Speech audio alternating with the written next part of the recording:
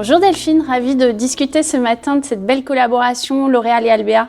Ravie également, puisque grande année pour L'Oréal et Albéa en 2020, puisque nous avons réussi à créer ensemble un nouveau typologie d'emballage plus responsable, qui est un tube à base de carton.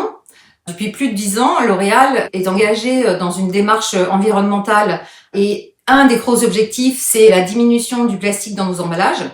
Les équipes packaging et innovation packaging travaillent quotidiennement sur ce sujet et nous avons, il y a 2 ans, commencé à aborder différents types de packaging pour remplacer ce plastique par des matières renouvelables issues de filières certifiées. Et puis, nous avons collaboré avec vous, Albéa, parce que vous êtes un grand partenaire de L'Oréal depuis des années et vous avez une démarche environnementale qui est aussi proche de la nôtre. Je suis tout à fait d'accord. L'Oréal et Albéa partagent une même vision d'innovation et je dirais même d'audace.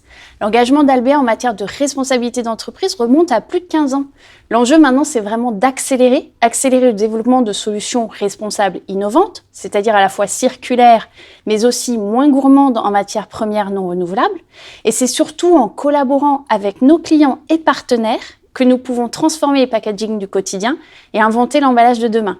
Ça implique parfois d'oser casser les codes du marché, et c'est en cela que ce tube est une innovation de rupture.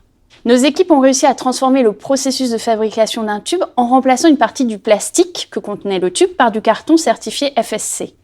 Le packaging présente ainsi une empreinte carbone diminuée et une utilisation de plastique réduite de 45% par rapport à un tube traditionnel.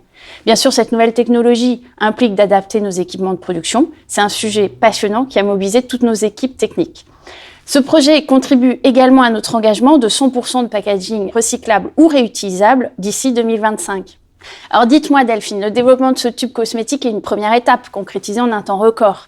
Comment cette première avancée technologique de rupture a été adoptée par les marques du groupe L'Oréal ?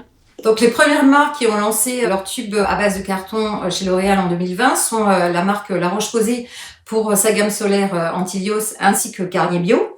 Et puis cette innovation s'inscrit aussi dans notre nouveau programme de développement durable L'Oréal pour le futur, avec des objectifs qui sont forts puisque d'ici à 2030, 100% du plastique qui est contenu dans nos emballages sera d'origine recyclée ou biosourcée. Barbara, merci beaucoup pour cette discussion. Merci Delphine, ravie.